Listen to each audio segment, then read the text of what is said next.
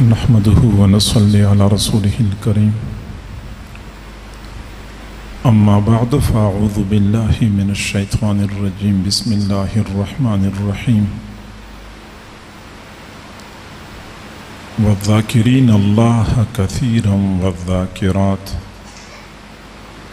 أعد الله لهم مغفرة وأجرا عظيما صدق الله العظيم وبلغنا رسوله النبي الكريم ونحن على ذلك لمن الشاهدين والشاكرين والحمد لله رب العالمين اللهم صل على سيدنا محمد وعلى آل سيدنا محمد وبارك وسلم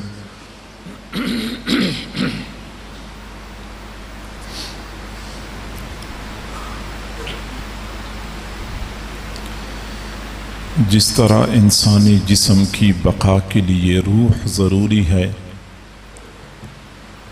بالکل اسی طرح اس کائنات کی بقا کے لیے اللہ کی یاد ضروری ہے۔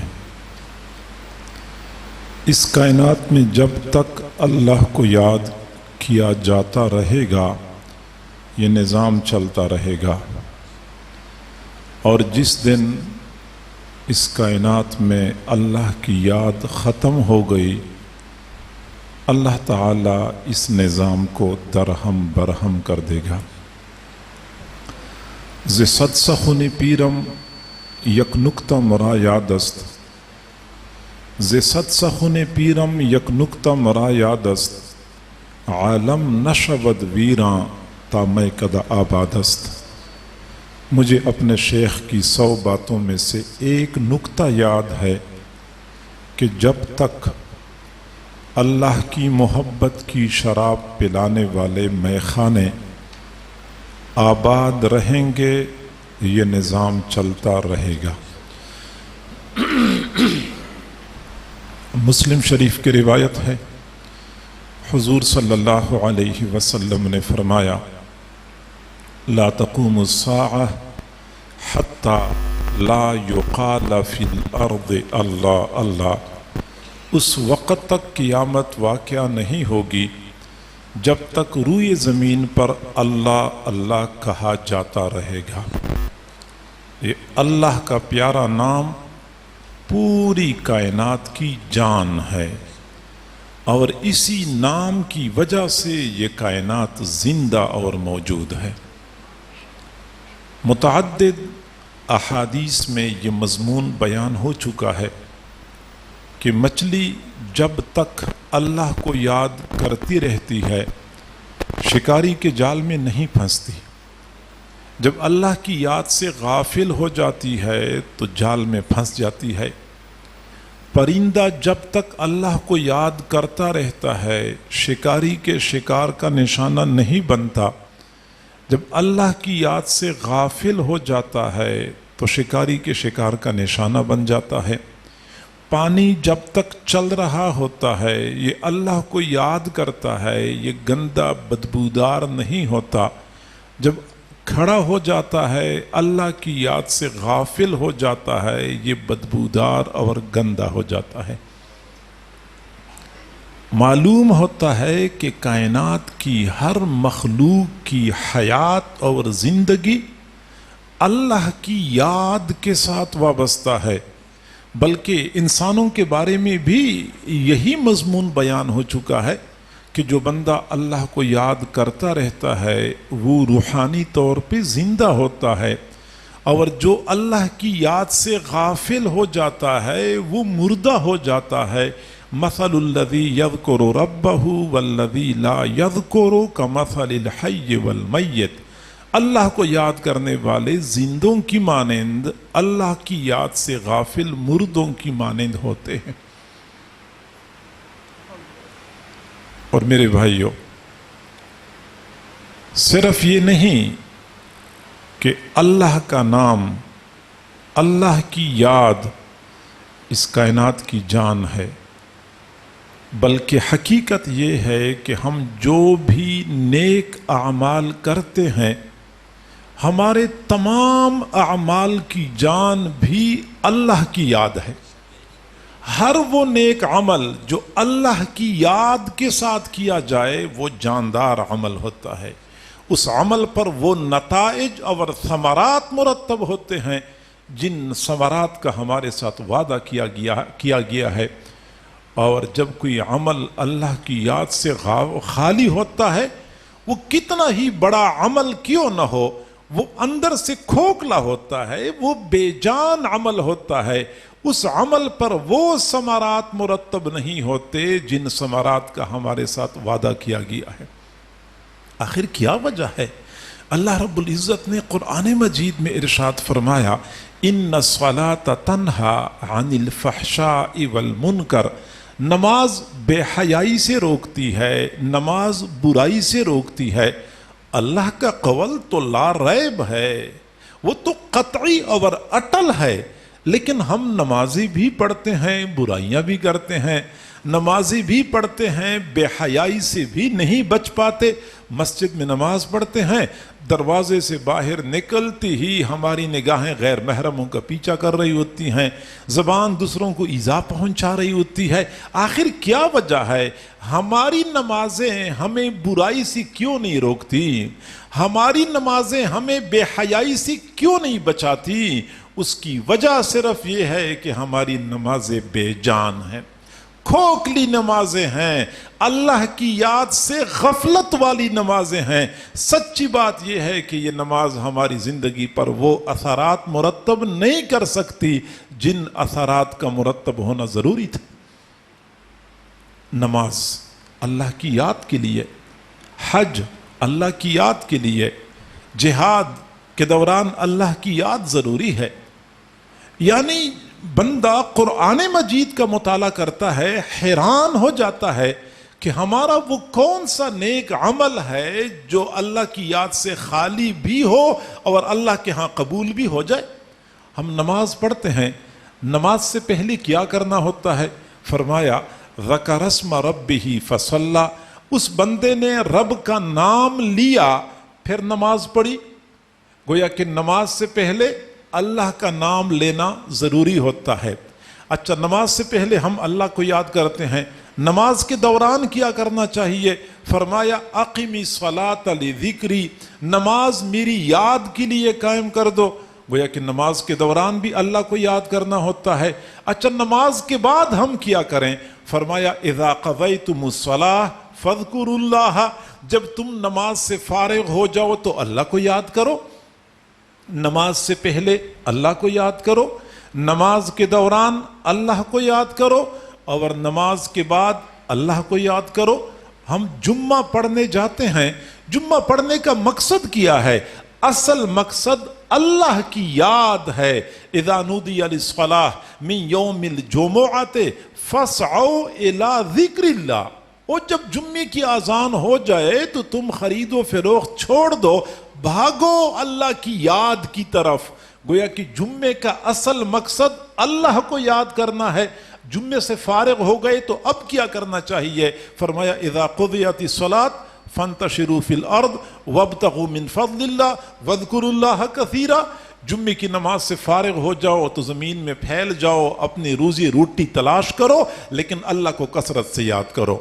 جمعے سے پہلے بھی اللہ کو یاد کرو، جمعے کے دوران بھی اللہ کو یاد کرو، جمعے کے بعد بھی اللہ کو یاد کرو۔ ہم دین کی دعوت کا کام کرتے ہیں، یاد رکھیں دین کی دعوت کی اصل جان اللہ کی یاد ہے۔ دعوت کا کام اگر اللہ کی ذکر کے ساتھ کیا جائے اس میں جان پیدا ہوتی ہے، وہ مؤثر کام ہوتا ہے، اور اگر اللہ کی یاد سے خالی ہو تو دین کی دعوت کا کام بھی کھوکھلا اور بے جان ہو جاتا ہے۔ یہی تو وجہ ہے کہ دین کی دعوت کا کام کرنے والے کچھ لوگ نکلتے ہیں دعوت کے لیے، کسی کو بٹھا دیتے ہیں کہ آپ یہاں بیٹھ کے ذکر کرتے رہیں۔ پتہ ہے باقاعدہ ذکر ایک نمبر کے طور پہ بتایا جاتا ہے، سمجھایا گیا ہے کہ اس کام میں ذکر کی اہمیت کتنی زیادہ ہے۔ اللہ تعالیٰ نے حضرت موسیٰ علیہ السلام کو بھیجا کہ آپ نے بنی اسرائیل کو اور فرعون اور اس کی قوم کو دین کی دعوت دینی ہے۔ حضرت موسیٰ علیہ السلام نے وہاں دین کی دعوت کا کام شروع کیا، لیکن پھر اللہ تعالیٰ سے دعا مانگی کہ اے اللہ میرے ساتھ میرے بھائی ہارون علیہ السلام کو معاون کے طور پہ بھیج دے۔ اور آپ توجہ کریں، حضرت موسیٰ علیہ السلام عرض کرتے ہیں کہ ہارون علیہ السلام کو بھیجیں کہ نسبحک کثیرا ونذکرک کثیرا، ہم نے دین کی دعوت کا کام کرنا ہے تو ہم مل کے آپ کو کثرت سے یاد کرتے رہیں گے، آپ کی تسبیح و تحمید کرتے رہیں گے۔ اور پھر اللہ تعالیٰ نے بھی بتا دیا کہ تم دونوں جب دین کی دعوت کا کام کرو تو ذکر کا خاص اہتمام کیا کرو۔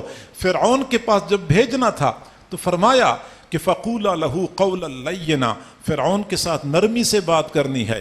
اور آگے فرمایا وَلَا تَنِيَا فِي ذِكْرِي، میری یاد میں سستی نہیں کرنی، دین کی دعوت کا کام کرتے ہوئے، فرعون کو دعوت دیتے ہوئے خاص طور پہ مجھے یاد کیا کرو۔ بھلا وہ داعی جو خود بیچارہ اللہ کی یاد سے غافل ہوتا ہے تو اس کی دعوت پہ کوئی اور بندہ اللہ کی طرف متوجہ ہو سکتا ہے؟ ممکن ہی نہیں ہے۔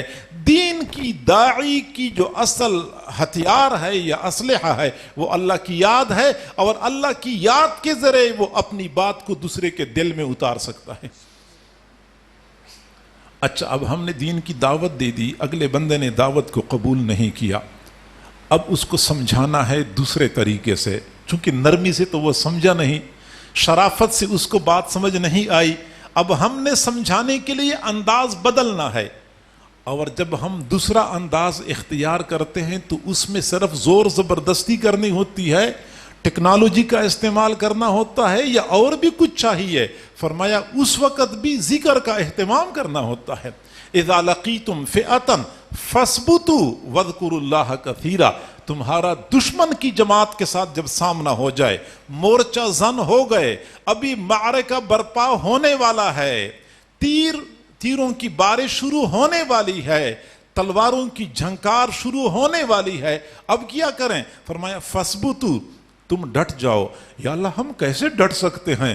ہم تھوڑے ہیں، وہ زیادہ ہیں، ہم نہتے ہیں، وہ ہر قسم کے اسلحے سے لیس ہیں، ہم کیسے ڈٹ سکتے ہیں؟ فرمایا وَاذْكُرُوا اللَّهَ كَثِيرًا، اللہ کو کثرت سے یاد کیا کرو۔ دین کی دعوت دینی ہے، اللہ کو کثرت سے یاد کرو۔ جب دعوت مؤثر نہ ہو تو پھر اگلا انداز کہ ان کو اور طریقے سے سمجھانا ہوتا ہے۔ پھر جب تم میدان جنگ میں ہو تو پھر اللہ کو کثرت سے یاد کرو۔ اچھا، اب ہم نے اللہ کو کثرت سے یاد کیا، جہاد کر لیا، دشمن پہ غالب آ گئے، فتح حاصل ہو گئی، اب تو ہم چند دن آرام کر لینا۔ فرمایا نہیں، فَإِذَا أَمِنْتُمْ فَاذْكُرُوا اللَّهَ، وہ امن قائم ہو گیا، تم فاتح بن گئے، تم غالب آ گئے، اب اللہ کو کثرت سے یاد کرو۔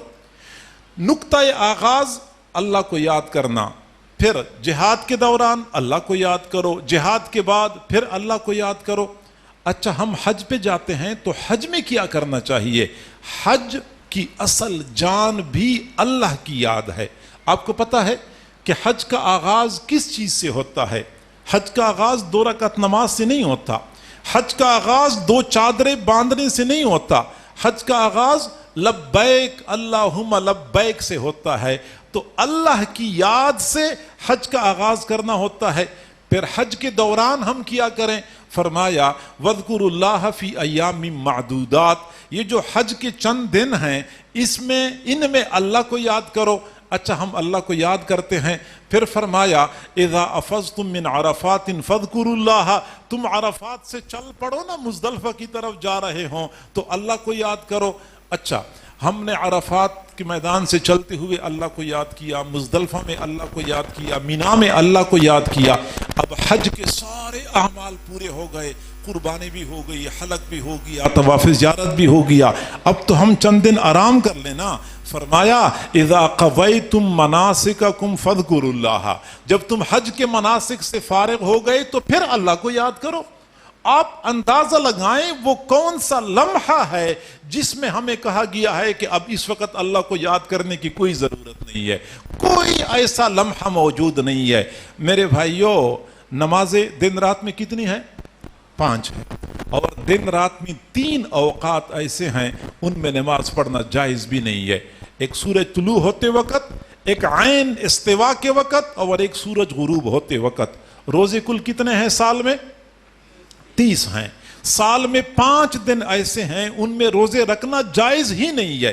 ایک عید الفطر کا دن، ایک عید الاضحیٰ کا دن، 3 دن عید الاضحیٰ کے بعد جو ایام تشریق کہلائے جاتے ہیں. حج زندگی میں کتنے کرنے ہیں؟ ایک کرنا ہے ذوالحجہ کے مہینے میں. سال کے 11 مہینوں میں حج کرنا جائز ہی نہیں ہے، صرف ایک مہینے میں حج کرنا ہے. بندہ حیران ہو جاتا ہے کہ ہر عمل کی کوئی حد متعین ہے، ہر عمل کے لیے وقت متعین ہے. ذکر وہ واحد عبادت ہے جس کے لیے نہ کوئی وقت کا تعین ہے نہ کوئی حد کا تعین ہے. کوئی ایسا وقت نہیں ہے جس میں بندہ کہہ دے کہ اب مجھے ذکر کرنے کی اجازت نہیں ہے یا مجھ سے ذکر کرنے کا مطالبہ نہیں کیا گیا ہے. میرے بھائیوں، میں بڑے وثوق سے یہ بات کرتا ہوں کہ اللہ تعالیٰ نے جس قرآن مجید میں ہمیں نماز پڑھنے کا حکم دیا ہے اسی قرآن میں ہمیں ذکر کرنے کا حکم دیا ہے. یہ علماء طلباء بہت سارے موجود ہیں، مجمع میں موجود ہوں گے. ہم طلباء کہتے ہیں کہ اقیم الصلاۃ، یہ اقیم امر کا صیغہ ہے، امر وجوب کے لیے ہوتا ہے. او بھائی، اقیم امر کا صیغہ ہے، یہ وجوب کے لیے ہے. تو اذکر اللہ، یہ اذکر امر کا صیغہ نہیں ہے، یہ وجوب کے لیے نہیں ہے. تو جس وجوب کے صیغے کے ساتھ اللہ نے نماز کا حکم دیا ہے اسی وجوب کے صیغے کے ساتھ اللہ نے ذکر کا حکم دیا ہے. اور جن پیغمبر صلی اللہ علیہ وسلم نے ہمیں حج اور عمرے کے فضائل بتائے ہیں انہی پیغمبر صلی اللہ علیہ وسلم نے ہمیں ذکر اور اللہ کی یاد کے فضائل بھی بتائے ہیں. اور میں دعوے سے یہ بات کرتا ہوں، اگر آپ قرآن مجید کا مطالعہ کریں، یقین کریں قرآن مجید میں نماز کی اہمیت کے بارے میں جتنی آیات نازل ہو چکی ہیں اس سے زیادہ آیات ذکر کی اہمیت کے بارے میں نازل ہو چکی ہیں. اور حضور صلی اللہ علیہ وسلم کے احادیث مبارکہ میں حج اور عمرے کے فضائل جس کثرت سے بیان ہو چکے ہیں اس سے کہیں زیادہ ذکر کے فضائل بیان ہو چکے ہیں. معلوم نہیں کہ ہمیں ذکر کی اہمیت کا احساس کیوں نہیں ہوتا. میں نے اتنی ساری آیات آپ کے سامنے پیش کی ہیں، میں نے کوئی ضعیف حدیث کی بات تو نہیں کی ہے، میں نے کسی بزرگ کا قول تو پیش نہیں کیا ہے، میں نے قرآن مجید کی آیات آپ کے سامنے پیش کی ہے اور معلوم ہوتا ہے کہ ذکر کس قدر اہم عمل ہے. اور میرے بھائیوں، آج کی اس پرفتن دور میں فتنوں سے بچاؤ کے لیے، شیطان کے حملوں سے حفاظت کے لیے ذکر سے زیادہ مؤثر کوئی اور حصار نہیں ہے. حضور صلی اللہ علیہ وسلم نے فرمایا ان الشیطان جاثم علی قلب ابن آدم، شیطان ابن آدم کے دل پر سونڈ گاڑ کے بیٹھا ہوتا ہے اور وہ سونڈ گاڑ کے بندے کے دل میں گناہوں کے وساوس اور خیالات ڈالتا رہتا ہے. فَإِذَا ذَكَرَ اللَّهَ، بندہ جو ہی اللہ کو یاد کرتا ہے خنسا، شیطان پیچھے کو بھاگ جاتا ہے. فَإِذَا غَفَلَ رَجَعَ، جب بندہ اللہ کی یاد سے غافل ہو جاتا ہے شیطان دوبارہ پلٹ کے آتا ہے اور بندے کے دل پر بیٹھ کے پھر گناہوں کے خیالات ڈالتا رہتا ہے. یہ گناہوں کے خیالات ہمارا پیچھا نہیں چھوڑتے. اس کی ایک وجہ یہ بھی ہے کہ ہم اللہ کی یاد سے غافل، اور اس کے نتیجے میں پھر شیطان ہماری اوپر مسلط اور حاوی ہوتا ہے. قرآن مجید میں اللہ تعالیٰ نے بیان فرمایا وَمَن يَعْشُ عَنْ ذِكْرِ الرَّحْمَنِ نُقَيِّضْ لَهُ شَيْطَانًا فَهُوَ لَهُ قَرِينٌ، جو بندہ اللہ کی یاد سے غافل ہو جاتا ہے ہم اس پر شیطان کو مسلط کر دیتے ہیں اور شیطان اس کا پکا ساتھی اور دوست بن جاتا ہے. اللہ کی یاد سے غفلت شیطان کو اپنے اوپر مسلط ہونے کا موقع فراہم کرنا ہوتا ہے، اور شیطان کو بھی اس چیز کا پتہ ہے کہ جب تک بندہ اللہ کو یاد کرتا ہے میں اس پر کبھی حاوی نہیں ہو سکتا. ہاں اللہ کی یاد سے غافل ہوگا تو پھر یہ میری مٹھی میں آئے گا. اس لیے شیطان پوری کوشش کرتا ہے کہ بندوں کو اللہ کی یاد سے غافل کر دے. انما یرید الشیطان ان یوقع بینکم العداوۃ والبغضاء فی الخمر والمیسر ویصدکم عن ذکر اللہ. شیطان کی پوری کوشش ہوتی ہے کہ بندوں کو اللہ کی یاد سے غافل کر دے, اللہ کی یاد سے روک لے. میرے بھائیو, دنیا کا دستور ہے کہ اگر ایک دشمن دوسرے دشمن پہ غالب آ جاتا ہے تو پہلا کام یہ کیا جاتا ہے کہ اس سے مہلک ہتھیار چھین لیا جاتا ہے. پتہ ہوتا ہے کہ جب تک میرے دشمن کے پاس مہلک ہتھیار ہے وہ کسی وقت مجھے نقصان پہنچا سکتا ہے. اصول یہ ہے کہ دشمن قبضے میں آ گیا, کہتے ہیں ہینڈز اپ. ہینڈز اپ کا معنی ہتھیار پھینک دو, ہتھیار پھینک دو, ہاتھ کھڑے کر دو. ہتھیار پہلے چھین لیے جاتے ہیں. شیطان بھی یہی کام کرتا ہے کہ جب بندوں پر غلبہ حاصل کر لیتا ہے تو ان سے مہلک ہتھیار چھین لیتا ہے. استحوذ علیہم الشیطان فانساہم ذکر اللہ. شیطان ان پر غالب آ گیا تو ان کو اللہ کی یاد سے غافل کر دیا. شیطان پہلا کام یہ کرتا ہے کہ اس سے مہلک ہتھیار چھین لیا جائے, اس کو اللہ کی یاد سے غافل کر دو, پھر یہ میری مرضی کے مطابق استعمال ہوتا رہے گا. اور آج جو ہم شیطانی حملوں کا سامنا نہیں کر سکتے, ان الذین اتقوا اذا مسهم طائف من الشیطان تذکروا فاذا هم مبصرون. اور جو لوگ اللہ سے ڈرنے والے ہیں, جب تک ان کے دل میں کوئی گناہ کا خیال آتا ہے فوراً اللہ کی طرف متوجہ ہو جاتے ہیں. جب اللہ کی طرف متوجہ ہو جاتے ہیں تو ان کی آنکھیں کھل جاتی ہے کہ یہ تو شیطان کی طرف سے آنے والا خیال ہے. تو شیطانی حملوں سے بچاؤ کے لیے سب سے مؤثر طریقہ یہ ہے کہ ہم اللہ کو کثرت سے یاد کریں. اور اللہ کی یاد کا دوسرا بڑا فائدہ یہ ہے کہ یہ کمتر بندہ, یہ حقیر بندہ, اس کو اللہ وہ مقام دے دیتا ہے ذکر کی بدولت کہ خود بندہ بھی اس کا تصور نہیں کر سکتا. فَاذْكُرُونِي اذکرکم, تم مجھے یاد کرو میں تمہیں یاد کروں گا. وہ بھلا انسان ناپاک پانی سے پیدا شدہ, گندگی اور غلاظت کا مجموعہ, لیکن جب یہ اللہ کو یاد کرتا ہے, اللہ کے نام کی برکت اتنی ہے, اس کا اتنا بلند مقام اور مرتبہ بن جاتا ہے کہ زمین پہ بیٹھ کے یہ اللہ کو یاد کرتا ہے, اللہ اپنے عرش پہ اس بندے کو یاد کرتا ہے.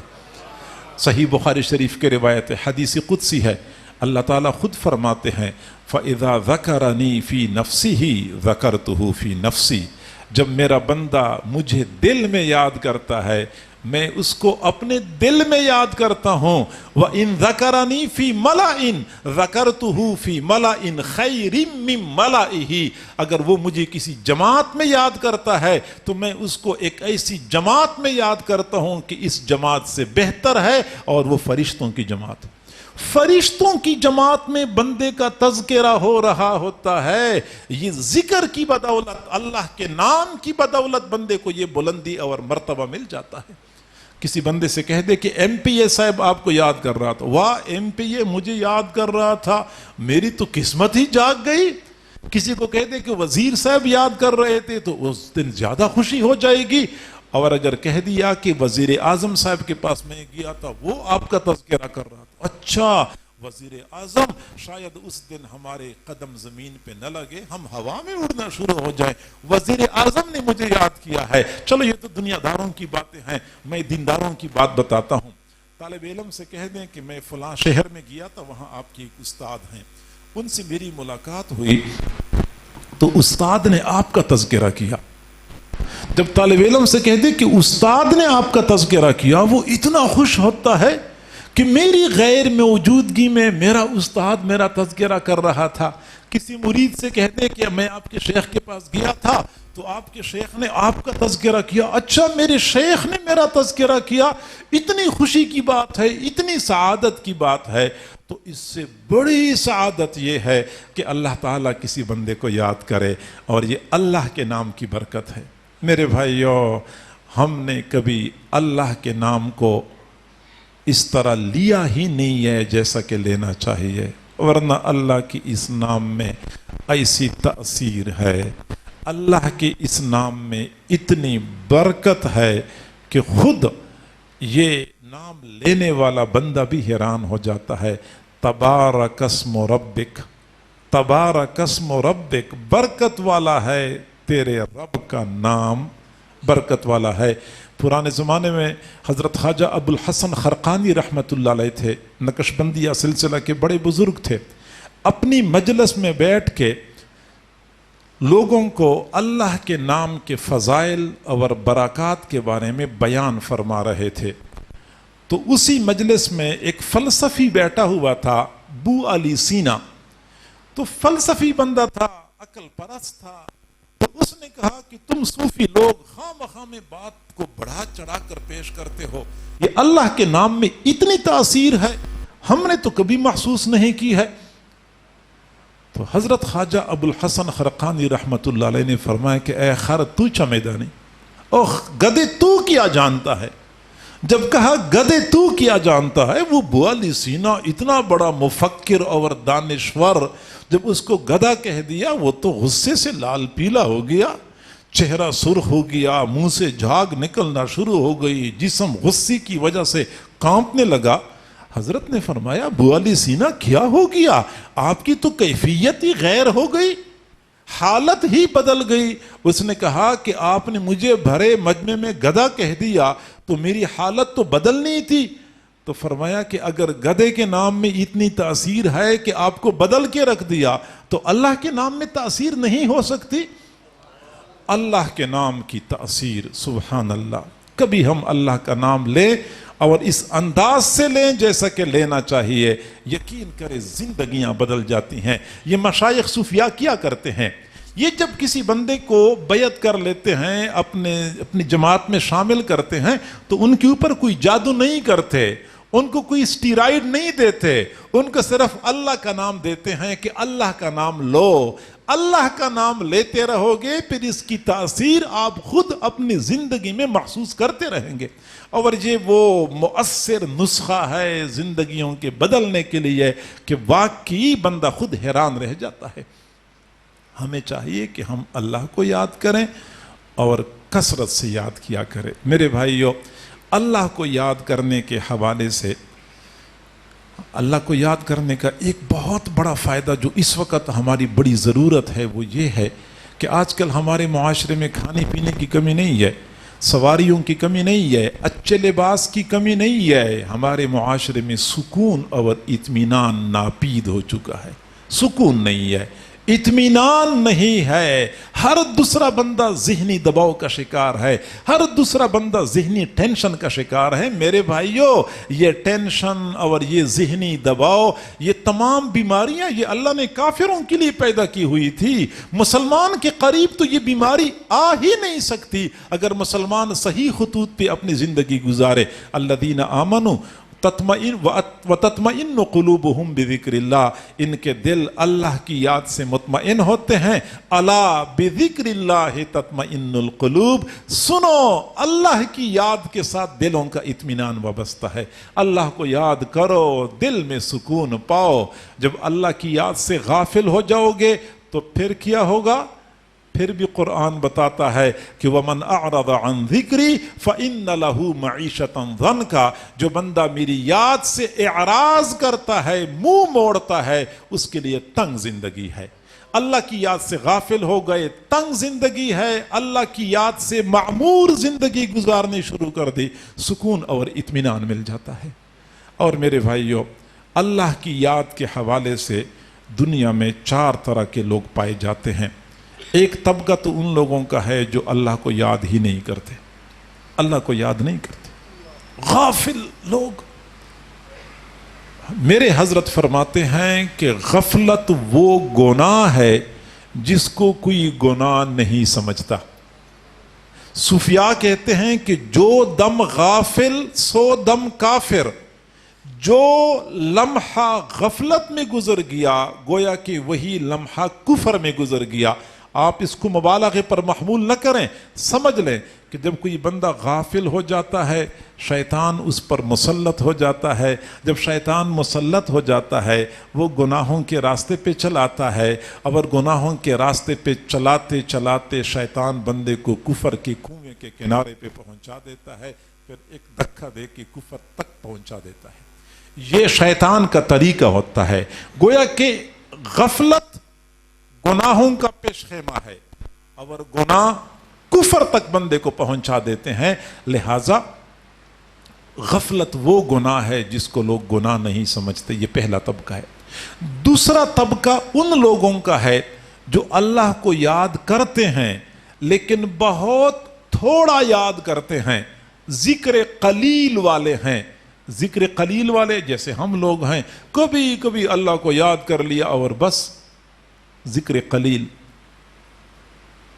اور یہ ذکر قلیل جو ہے یہ منافقین کی علامت ہے. قرآن مجید کہتا ہے کہ وَلَا يَذْكُرُونَ اللَّهَ إِلَّا قَلِيلًا وَإِذَا قَامُوا إِلَى الصَّلَاةِ قَامُوا كُسَالَىٰ.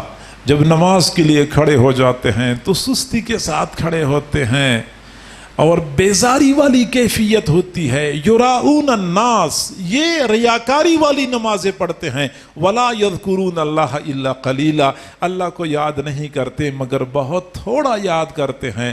ذکر قلیل منافقین کی خصلت بتائی گئی ہے. اور یہ دوسرا طبقہ ہو گیا. تیسرا طبقہ ہے ذکر کثیر کا. ذکر کثیر والے لوگ فرمایا والذاکرین اللہ کثیرا والذاکرات، اللہ کو کثرت سے یاد کرنے والے مرد، اللہ کو کثرت سے یاد کرنے والی عورتیں. اعد اللہ لہم مغفرۃ واجرا عظیما، اللہ نے ان کے لیے مغفرت تیار کر رکھی ہے اور اجر عظیم کا انتظام کر رکھا ہے. یہ تیسرا طبقہ ہے، کثرت سے یاد کرتے ہیں. اور چوتھا طبقہ ان لوگوں کا ہے جو ہمیشہ کے لیے اللہ کو یاد کرتے ہیں، دائم الذکر ہوتے ہیں. دائم الذکر کا یہ معنی ہے کہ ایک لمحے کے لیے بھی اللہ کی یاد سے غافل نہیں ہوتے. قرآن مجید میں حضرات صحابہ کرام کی یہی صفت بیان کی گئی ہے، رجال لا تلہیہم تجارت ولا بیع عن ذکر اللہ. میرے محبوب کے صحابہ ایسے مرد ہیں کہ تجارت اور خرید و فروخت ان کو اللہ کی یاد سے غافل نہیں کر سکتی. تجارت بھی کر رہے ہوتے ہیں، خرید و فروخت بھی کر رہے ہوتے ہیں، اس وقت بھی یہ ان کے قلوب اللہ کی یاد سے معطر اور منور ہوتے ہیں. اس کو کہتے ہیں ذکر الدائم. یہ ہمیشہ والا ذکر ہوتا ہے، ایک لمحے کے لیے بھی بندہ اللہ کی یاد سے غافل نہیں ہوتا. اور یہی بات حضرت عائشہ صدیقہ رضی اللہ تعالی عنہا نے حضور صلی اللہ علیہ وسلم کے بارے میں فرمائی ہے. کان النبی صلی اللہ علیہ وسلم یذکر اللہ فی کل احیانہ، حضور صلی اللہ علیہ وسلم ہر لمحہ اللہ کو یاد کیا کرتے تھے. ہر لمحہ اللہ کو یاد کرنا. دائم الذکر، ہمیشہ ذکر کرنے والے. اب آپ سوچ رہے ہوں گے کہ یہ ہمیشہ کا ذکر کیسے ہو سکتا ہے؟ اب بندے نے کھانا کھانا ہوتا ہے تو پھر ذکر کیسے کرے گا؟ بندے نے موبائل فون پہ بات کرنی ہوتی ہے اس وقت کیسے ذکر کرے گا؟ بندے نے بیت الخلاء جانا ہوتا ہے تو لیٹرین کے اندر اللہ کو کیسے یاد کرے گا؟ کبھی کبھار جسم پہ کپڑے نہیں ہوتے تو اس وقت اللہ کو کیسے یاد کیا جا سکتا ہے؟ یہ ہمیشہ والا ذکر تو ہمیں سمجھ نہیں آ رہا. تو میرے بھائیوں، ذکر کی دو قسمیں ہیں. ایک ہے زبان سے اللہ کو یاد کرنا، یہ ذکر بہت محدود ہے. محدود، ایک تو ذکر کے اندر تیزی نہیں ہوتی. آپ زبان سے اللہ اللہ کہیں، اللہ اللہ اللہ اللہ اللہ، یہ آپ بہت زور لگائیں گے تو 1 منٹ میں 200 مرتبہ اللہ کو یاد کر لیں گے. 200 مرتبہ، 300 مرتبہ اللہ کو یاد کر لیں گے. لیکن ایک اور ذکر ہے دل میں اللہ کو یاد کرنا، وہ ذکر بہت تیز ہوتا ہے. میرے بھائیوں، جب دل اللہ کی یاد پہ آ جاتا ہے، یہ 1 منٹ میں 1000 سے زیادہ مرتبہ اللہ کا نام لیتا ہے. ایک تو وہ تیز بہت ہے، دوسرا یہ کہ زبان کا ذکر محدود ہوتا ہے. کھانا کھاتے ہوئے زبان سے اللہ کو یاد نہیں کر سکتے، فون پہ بات کرتے ہوئے اللہ کو یاد نہیں کر سکتے، بیت الخلاء میں ہوتے ہوئے اللہ کو یاد نہیں کر سکتے. جبکہ دل کا ذکر لامحدود ہوتا ہے. یہ بندہ کھانا کھا رہا ہو، لوگوں سے باتیں کر رہا ہو، دل اللہ کو یاد کر رہا ہوتا ہے. یہاں تک کہ بندہ بیت الخلاء میں بھی ہوتا ہے، زبان سے اللہ کو یاد کرنا ممنوع ہے، لیکن دل اس وقت بھی اللہ کو یاد کر رہا ہوتا ہے. حضرت خواجہ مجدد الفسانی رحمت اللہ علیہ نے فرمایا کہ دل جب اللہ کی یاد پہ آ جائے تو بندہ 1000 سال تک تکلفاً کوشش کرتا رہے کہ میں تھوڑی دیر کے لیے اللہ کی یاد سے غافل ہو جاؤں، وہ غافل نہیں ہو سکتا. خود کوشش کرے کہ میں غافل ہو جاؤں، غافل نہیں ہو سکتا. بھلانا بھی چاہو بھلا نہ سکو گے. میرے بھائیو، بندہ کسی دنیا کی مخلوق کی محبت میں مبتلا ہو جاتا ہے. کبھی کبھار یہ نوجوان بیچارے اپنے محبوب کو یاد کرتے کرتے تھک جاتے ہیں. وہ کہتے ہیں کوئی وظیفہ بتا دو کہ میرے دل سے اس کی یاد نکل جائے. چاہتا ہوں کہ میری جان چھوٹ جائے لیکن جان نہیں چھوٹتی. کوشش کرتا ہوں کہ اس کی یاد سے غافل ہو جاؤں، غافل نہیں ہو سکتا. اگر دنیا کی گندی مخلوق کی محبت میں بندہ گرفتار ہو گیا، یاد سے جان چھڑانا چاہتا ہے، یاد سے جان نہیں چھڑا سکتا، تو اللہ تعالیٰ کی پاکیزہ محبت اور اللہ تعالیٰ کا پاکیزہ ذکر جب ایک مرتبہ دل میں جڑے پکڑ لیتا ہے، بندہ چاہتا ہے کہ میں تھوڑی دیر کے لیے اللہ کی یاد سے غافل ہو جاؤں، یہ غافل نہیں ہو سکتا. روز کہتا ہوں بھول جاؤں گا، روز کہتا ہوں بھول جاؤں گا، روز یہ بات بھول جاتا ہوں. روزانہ وعدہ کرتا ہوں کہ کل میں نے اس کو یاد نہیں کرنا، لیکن جب کل آ جاتا ہے تو اپنی رات کا وعدہ بھول جاتا ہوں، دوبارہ اسی کی یاد میں مستغرق ہو جاتا ہوں. تو اللہ کی یاد، دل میں اللہ کو یاد کریں، پھر آپ دیکھیں گے یہ دائمی ذکر ہوگا. اس میں پھر تکلف نہیں کرنا پڑتا. ایک مرتبہ دل سٹارٹ تو ہو جائے، جاری تو ہو جائے، پھر دیکھ لیں کہ یاد کی کیا حالت بنتی ہے. اب آپ اگلی بات سوچیں، سمجھیں کہ دل اللہ کو کیسے یاد کرتا ہے. دل بھی اللہ کو یاد کرتا ہے. حضرت تھانوی رحمت اللہ علیہ نے لکھا ہے کہ مجھ سے کسی نے پوچھا کہ دل اللہ کو کیسے یاد کرتا ہے. میں نے کہا جیسے زبان اللہ کو یاد کرتی ہے. زبان گوشت کا ایک لوتڑا ہے، یہ جب اللہ اللہ بولتی ہے تو بول سکتی ہے، تو دل کیوں اللہ اللہ نہیں بول سکتا؟ دل بھی اللہ اللہ بول سکتا ہے، بس اتنا ہے کہ اس دل کو اللہ اللہ سکھانے کی ضرورت ہے. اللہ اللہ سکھائیں. آپ کہیں گے ہمارا دل تو اللہ اللہ نہیں کرتا. میں آپ کو طریقہ بتاتا ہوں کہ جی ہاں، یہ دل اللہ اللہ اس لیے نہیں کرتا کہ اس نے اللہ اللہ سیکھا نہیں ہے. زبان اگر اللہ اللہ کہتی ہے، اس لیے کہتی ہے کہ زبان نے دوسری زبان سے سیکھا ہوتا ہے.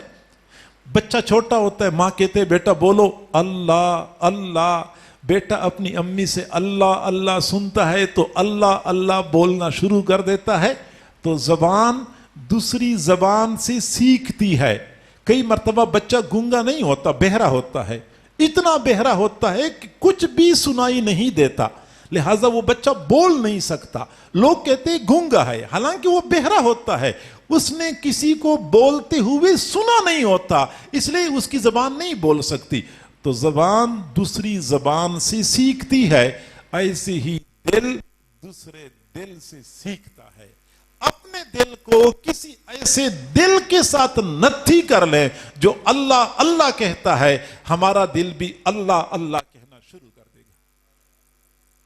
اور میرے بھائیو، ذاکر دل جب اللہ کو یاد کرتا ہے تو ارد گرد جاندار انسان تو اللہ کو یاد کرتے ہی ہیں، بے جان چیزیں بھی اللہ کو یاد کرنا شروع کر دیتی ہیں. یہ ذاکر دل کا اثر ہوتا ہے. حضرت داؤد علیہ السلام کا تذکرہ قرآن مجید میں نہیں ہے. جب وہ تورات یا زبور کی تلاوت جب کرتے تھے تو اللہ فرماتے ہیں کہ پہاڑ بھی ان کے ساتھ تسبیح پڑھنا شروع کر دیتے تھے، پرندے بھی تسبیح پڑھنا شروع کر دیتے تھے.